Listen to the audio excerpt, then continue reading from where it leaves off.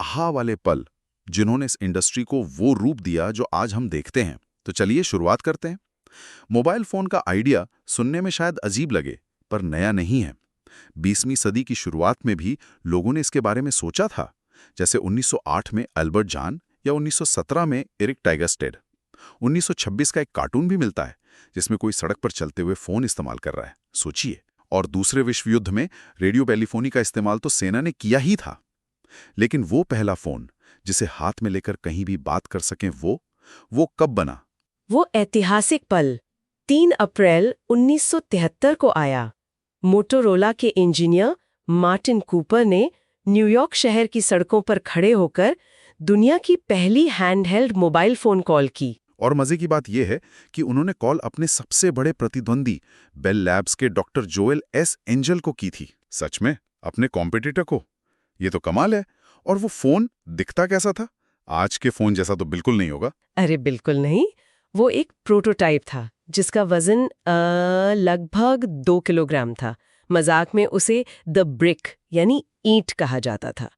सोचिए, 2 किलो का फोन कान पर लगाकर बात करना। उसकी बैटरी सिर्फ 30 मिनट चलती थी और उसे चार्ज करने में 10 घंटे लगते थे।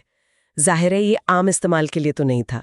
30 मिनट की बैटरी और 10 घंटे चार्जिंग, आज के हिसाब से तो ये मजाक ही लगता है। तो फिर आम लोगों तक ये टेक्नोलॉजी कब और कैसे पहुंची, और ये 1G क्या चीज थी? आम लोगों के लिए पहला व्यावसायिक हैंडल्ड फोन वो था मोटोरोला डायनाटेक 8000X, जो 1983 में आया, और कीमत लगभग $4000। हाँ, उस जमाने में ये एक छोटी कार की कीमत के बराबर था।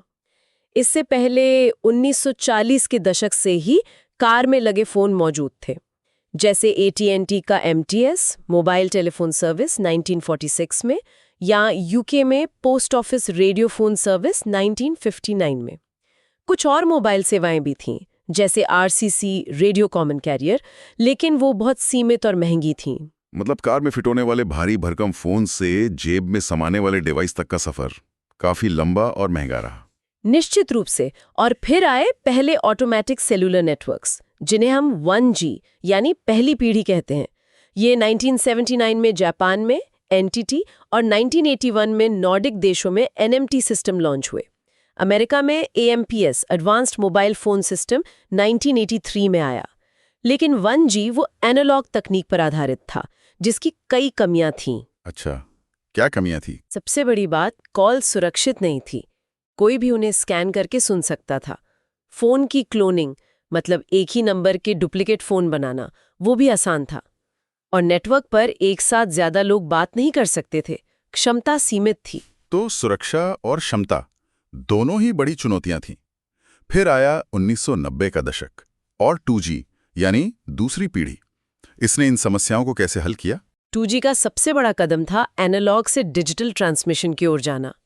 डिजिटल होने से आवाज की क्वालिटी साफ हुई, और सबसे जरूरी बात, कॉल्स को एन्क्रिप्ट करना संभव हुआ, जिससे वो ज्यादा सुरक्षित हो गई।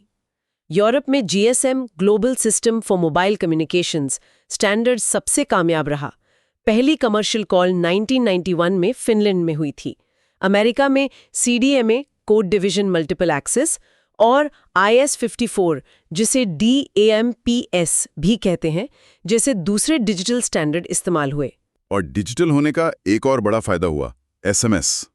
आज भी कितना इस्तेमाल होता है इसका? हाँ, शायद 2G की सबसे बड़ी देन SMS ही थी। पहला SMS 1992 में यूके में वोडाफोन नेटवर्क पर नील पैपवर्थ नाम के एक इंजीनियर ने कंप्यूटर से भेजा था। मैसेज था, मैरी क्रिसमस। किसने सोचा होगा कि ये 160 कैरेक्टर का मैसेज कम्युनिकेशन का इतना बड़ा जरिया बन जाएगा। उसी दौर में फोन भी छोटे, हल्के और ज्यादा स्टाइलिश होने लगे थे। मुझे याद है नोकिया के वो छोटे छोटे फोन आते थे, हर किसी के पास होते थे। सही याद है आपको। फोन का वजन 100-200 ग्राम्स तक आ गया था। एंटीना भी फोन के अंदर चला गया। नोकिया 3210 1999 जैसे मॉडल बहुत लोकप्रिय हुए। बदलने वाले कवर, अपनी पसंद की रिंगटोन, और हाँ, स्नेक जैसा गेम। मोबाइल गेमिंग की शुरुआत भी इसी दौर में हुई। 1997 में नोकिया 6110 पर स्नेक गेम आया था। घंटों निकल जाते थे उसमें। स्नेक, बिल्कुल। फिर फोन स्मार्ट होने लगे। ये स्मार्टफोन शब्द कब चलन में आया और क्या इसने मतलब 3G के साथ दस्तक दी? दिलचस्प बात यह है कि स्मार्टफोन जैसा पहला डिवाइस 3G से काफी पहले आ गया था। 1994 में IBM ने साइमन पर्सनल कम्युनिकेटर लॉन्च किया था। उसमें टच स्क्रीन थी और आप ईमेल भेज सकते थे, कैलेंडर, एड्रेस बुक, नोट्स वगैरह इस्तेमाल कर सकते थे। हालांकि स्मार्टफोन शब्द का पहली बार इस्तेमाल 1997 में एरिक्सन ने अपने GS88 कॉन्सेप्ट फोन के लिए किया था। 1996 का नोकिया 9000 कम्युनिकेटर भी था, जो खुलकर छोटे लैपटॉप जैसा बन जाता था और उसमें ईमेल, फैक्स जैसी क्षमताएं थीं, उस जमाने के हिसाब से काफी स्मार्ट। लेकिन जिसे हम आज स्मार्टफोन क्रांति कहते हैं, उसकी जमीन शायद 3G नेटवर्क नहीं तैयार की। हाँ, काफी हद तक। 3G नेटवर्क 2001-2003 के आसपास आने शुरू हुए। जैसे जापान में NTT डोकोमो और UK में 3 ने लॉन्च किए। 3G ने पैकेट स्विचिंग नाम की तकनीक का इस्तेमाल किया, जो डेटा भेजने के लिए ज्यादा कारगर थी। इससे इंटरनेट स्पीड काफी बढ़ गई।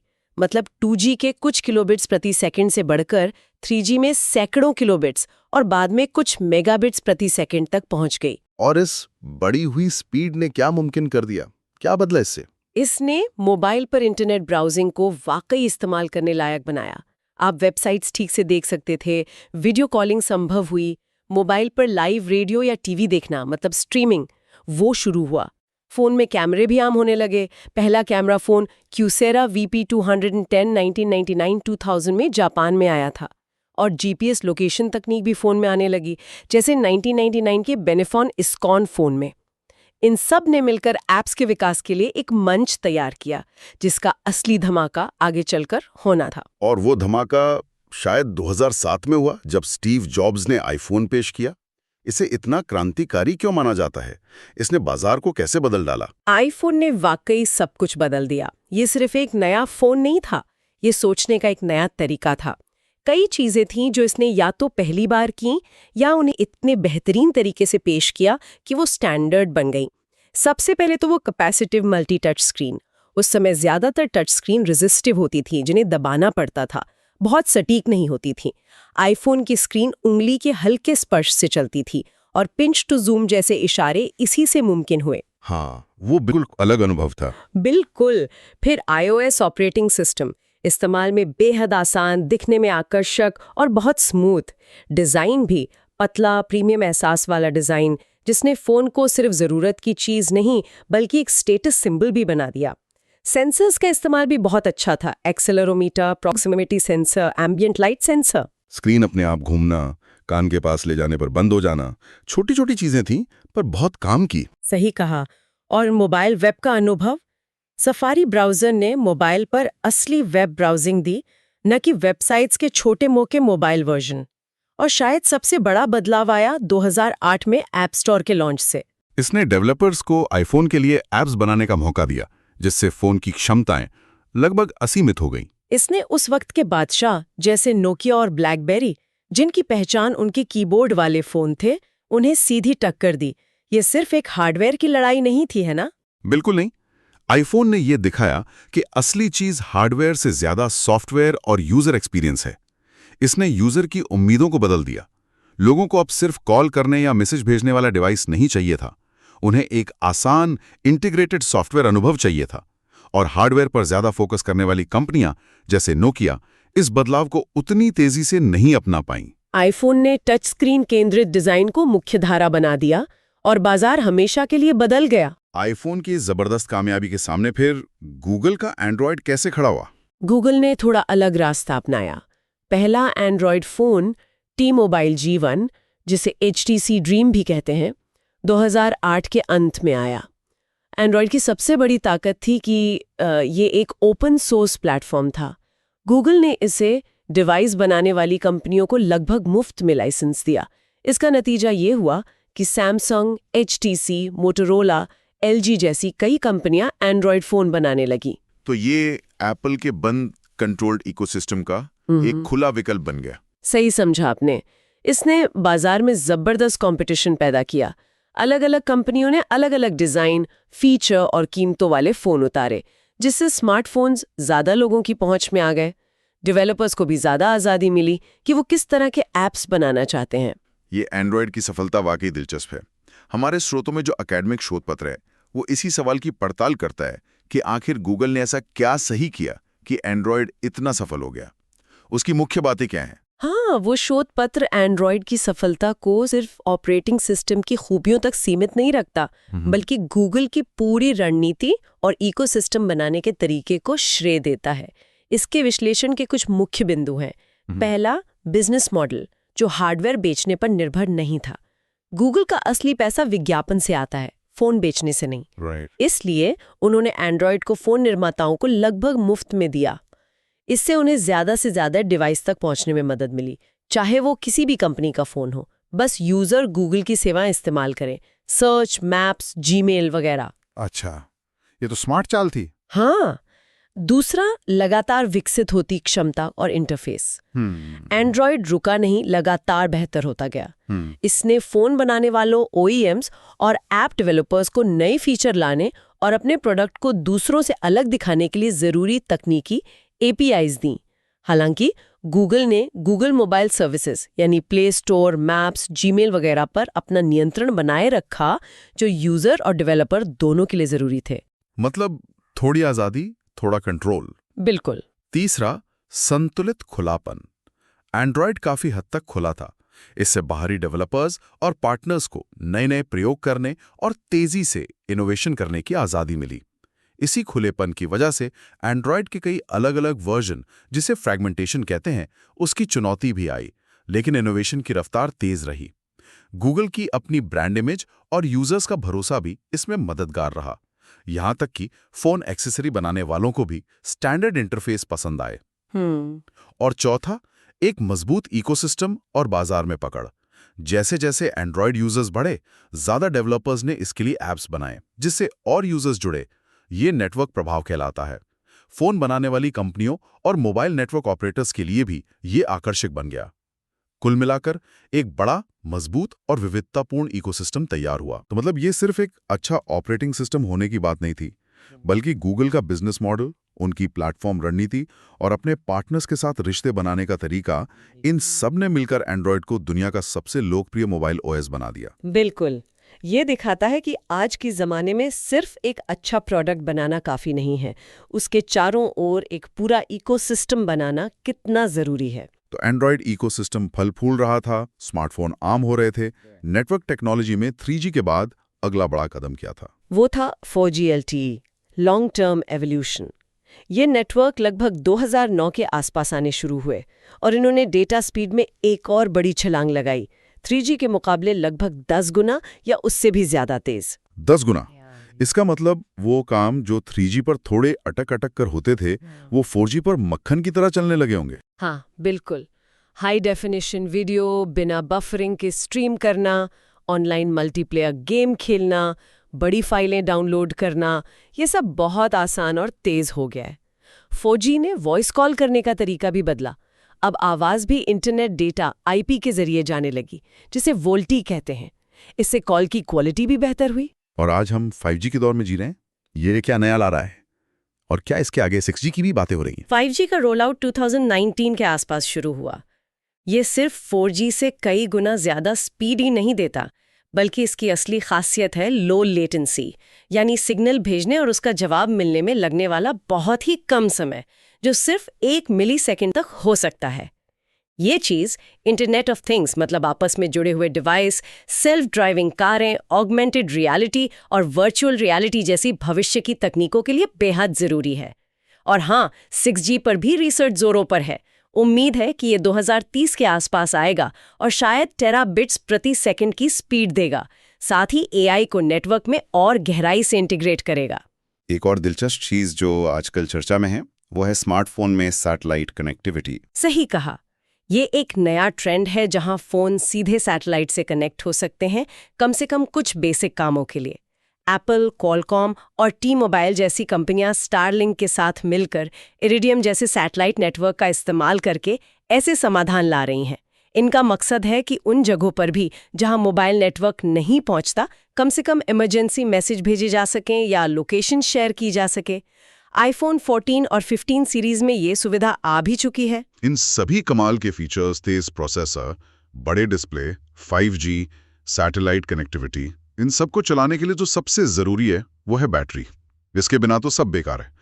बैटरी की दुनिया में क्या विकास हुआ है? बैटरीज इस्तेमाल होती थीं जिनमें वो मेमोरी इफेक्ट की समस्या थी। मतलब अगर पूरी तरह डिस्चार्ज होने से पहले चार्ज करो तो क्षमता कम हो जाती थी। फिर आई निकल मेटल हाइड्राइड बैटरी जो थोड़ी बेहतर थीं। लेकिन असली क्रांति आई लिथियम आयन बैटरी के साथ, जिन्हें 1991 में सोनी ने पहली बार बाजार में उतारा। ये लायन बैटरी इतनी बेहतर क्यों साबित हुई? इसके कई कारण हैं। ये वजन में हल्की होती हैं लेकिन ज्यादा ऊर्जा स्टोर कर सकती हैं। मतलब इनकी ऊर्जा घनत्व ज्यादा होती है और इनमें वो मेमोरी इफेक्ट वाली समस्या नहीं होती।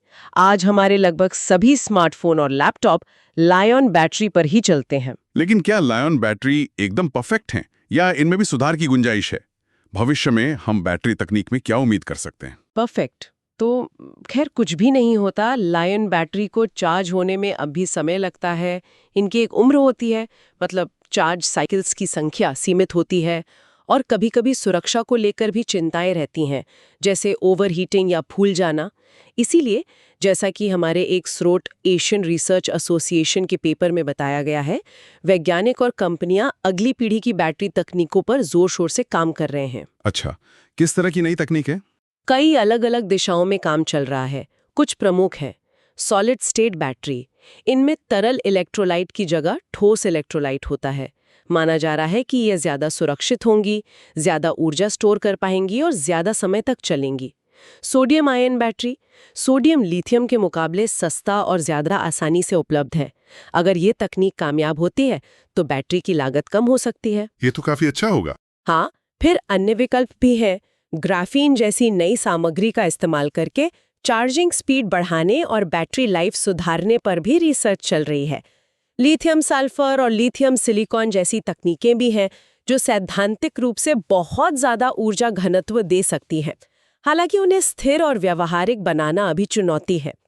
साथ ही वायरलेस चार्जिंग की क्षमता और स्पीड बढ़ रही है और फोल्डेबल फोन के लिए मुड़ने वाली बैटरी पर भी काम हो रहा है। तो ये था मोबाइल फोन को एक छोटा सा दिखने वाला लेकिन अंदर से बेहद जटिल और दिलचस्प सफर। एक साधारण कॉलिंग डिवाइस से शुरू होकर आज ये हमारी जिंदगी का केंद्र बन चुका है। वाकई ये तकनीक, डिजाइन, बिजनेस रणनीति और हमारी बदलती जरूरतों के बीच लगातार चलने वाली एक दौड़ है। बिल्कुल।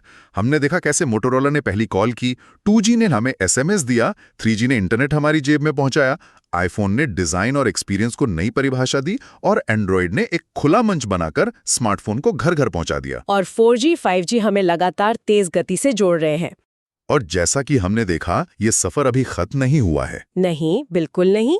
6G नेटवर्क, जो शायद हमारे दिमाग से भी इंटरैक्ट कर सके, सॉलिड स्टेट या सोडियम आयन जैसी ज्यादा सुरक्षित और टिकाऊ बैटरी, फोन के अंदर AI का और ज्यादा समझदार होना, फोल्डेबल से आगे बढ़कर शायद रोलेबल या स्ट्रेचेबल डिस्प्ले, भविष्य में बहुत कुछ है जो हमें हैरान कर सकता है। ये सोचना ही रोमांचक है।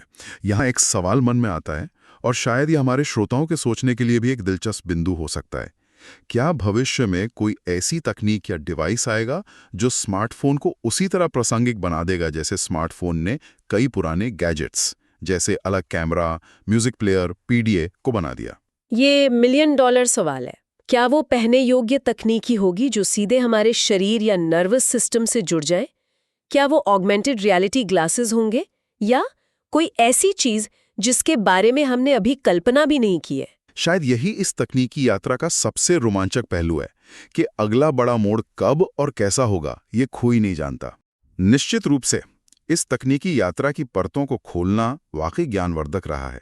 उम्मीद है इन स्रोतों से निकल कर आई जानकारी और हमारे विश्लेषण ने आपको भी मोबाइल फोन के इस विकास को एक नए नजरिए से देखने में मदद की होगी। अगली बार फिर मिलेंगे एक नए विषय और उसकी गहराइयों के साथ।